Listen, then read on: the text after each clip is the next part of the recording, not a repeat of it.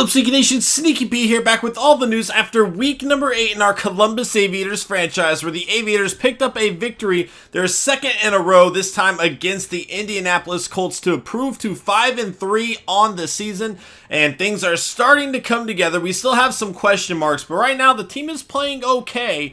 And as long as we can continue to improve from here, we should be okay right now. I believe with that win, we have taken over the #1 spot for certain in the playoff hunt for our division. We'll have to check that out here in a second. Let's go ahead, finish scouting all these undrafted players just in case there's a steal.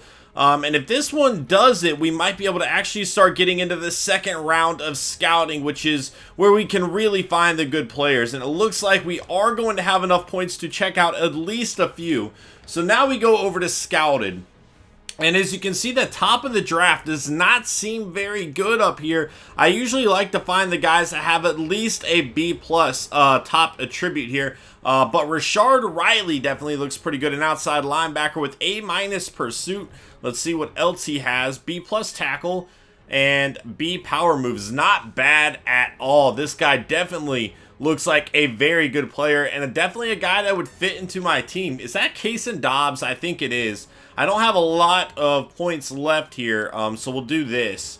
And that's all I'm going to be able to get out of scouting right now. So we'll come back to him for the next one. Obviously, the combines play a huge role when deciding who to draft and everything like that. But for now, we're just slowly working our way through it. Okay, so we do have Dorial Green-Beckham back, and that is a great thing. Let's go ahead and put Harden over there. We'll have Sean Slut. Did I just call him Sean Slutton? Oh my gosh, Sean Sutton is going to be in the slot still. People keep telling me, they're like, why are you not throwing it to Curtis Harden? I have been! He's just not getting open, guys. We've been trying. We have been trying, I promise you. Watch the videos, you'll see me try to get him open, but it's just not working out quite as well as I would like it to right now. One move we are going to make on the defensive side of the ball is Eduardo Ivory really not impressing me right now. We're going to move Dre Kirkpatrick there. I haven't been too enthused with what Eduardo Ivory's been giving us quite at all, really. I'm a little concerned about his spot with this team moving forward. Next up, we have the San Diego Chargers. We have a few other things we're going to have to do today, though. So let's go ahead and look at the weekly awards. And then we'll look at the yearly awards. Then we'll probably do the stats from around the NFL next week. So Calvin Johnson, 8 catches, 149 yards, 3 touchdowns. Sullivan with 7 tackles, 2 sacks, and an interception. Morris, 7 tackles, an interception, and a touchdown. And Andy Dalton, 23-35, 292 yards, 3 touchdowns for him. He did get sacked 4 times. Let's go check out the lineup for the Chargers really quick. Let's see. 1 second. Here we go. And let's see what we got going on over here. Go down the list. And they are going to be led by Phillip Rivers, still 87 overall in his 15th season. Wow. Artie Bell, a rookie out of Clemson here, though. 81 overall, and it looks like they have found their successor to Phillip Rivers. Obviously, he's not as good as Phillip Rivers is currently. However, a 94 speed kind of guy, man. Definitely a player that can make a difference for this offense moving forward. And that's going to be great from him, learning behind a quarterback like Phillip Rivers. Melvin Gordon going to be the running back with Kadeem Carey behind him. At fullback, they have Lex Hilliard. At wide receiver, Keenan Allen, 93 overall. Kenny Britt. Jaquante Rhodes, a pretty good player out of Lehigh in his second year. Lester Jean. And Michael Duncan, a rookie, 57 overall from FIU. Justin Fernandez, an 82 overall rookie out of Penn State here. And then Andrew Corliss here. They are missing Josh Hill. He is out with an injury, but they have a lot of depth at that position anyway. It looks like they're going to be okay. Pretty solid left side of the offensive line, including Chris Watt at center here. Wendell, not a great right guard, and Barksdale, not a great right tackle. So they are missing a little depth on the right side of the field there, but that left side of the line is definitely very, very solid. Pretty solid defensive line here as well at left outside linebacker, Lemure. Perryman and Kirksey going to be middle linebackers. Pretty solid defense, I would say. They are missing a few players. It looks like Brandon Flowers is out with an injury. That's definitely going to be a big blow. But they got some great safeties, including Chris Haynes out of USC in his third year, 91 overall. Definitely a playmaker that we're going to have to keep an eye on. Pairing him up with Weddle is going to form a very good duo back there. And again, you know, if we're trying to get Curtis Harden involved, we need to blow the top off of defense, having two veteran guys or very good guys, veteran guy with Weddle and then the young safety, might make that a little more difficult. Let's go ahead and check out the yearly awards this week, see what we got, who's leading the way right now. And here we go. At MVP, Teddy Bridgewater at 5-3 for the Vikings. Andrew Luck, number 2. Roethlisberger, 3. Wilson, 4. Andy Dalton, 5. Tavon Austin at number 6 for the Aviators. Phillip Rivers at 7, a guy we're about to go up against. Jeffrey Ewing at 8. Garoppolo at 9. And Ryan Tannehill at 10. Coach of the Year, Tomlin leading the way.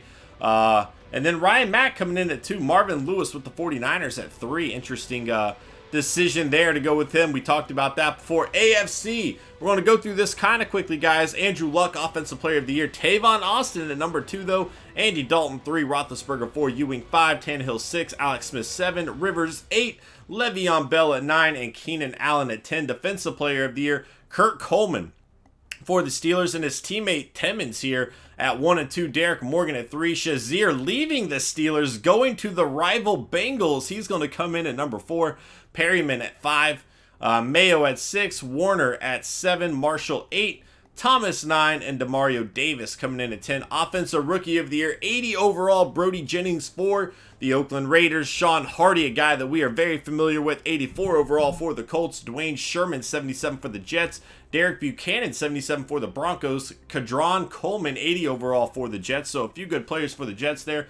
And another good Bronco player, Dickerson, only 65 overall, but he's getting it done.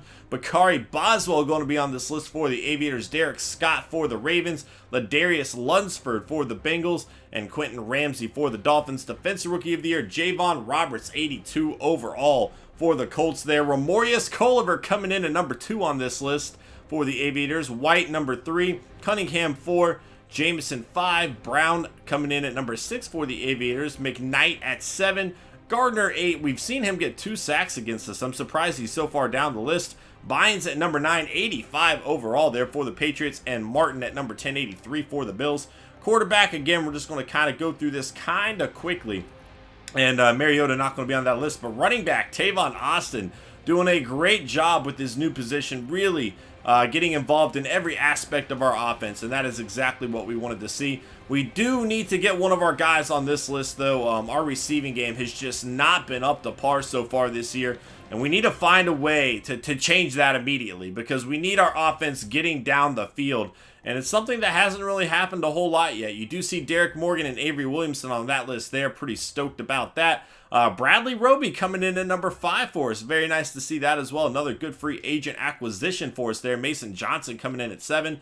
NFC, Russell Wilson leading the way. Bridgewater 2. Scrolling down kind of quickly here. Giovanni Bernard on the Lions there. Zach Brown leading the way. Defensive Player of the Year for the NFC. Navarro Bowman coming in at number 2. Offensive Rookie of the Year, Ralston Young, 77 for the Rams. Spencer Tracy, 81 for the Seahawks. Elbert Mason, only 67 for the Vikings there, but he's getting it done. Nate Barnes, Deion Evans, Darius Long, Andrew Ray, Troy Pierce, Chris Austin, and DeMarcus Taylor. Both of those last guys on the Buccaneers. Quindarius Odom, 80 overall for the Eagles. Therese Hill, 78 for the Rams. J.J. Gilbert, 81 for the Saints.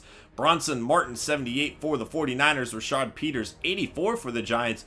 Jordan Patrick, 84 for the Lions. So a few really good players over here, and guys that we are definitely going to have to keep an eye on. Again, just going to kind of go through quickly here. And Broussard for the Cowboys coming in at number 2. And Jamal Charles replacing Adrian Peterson over here.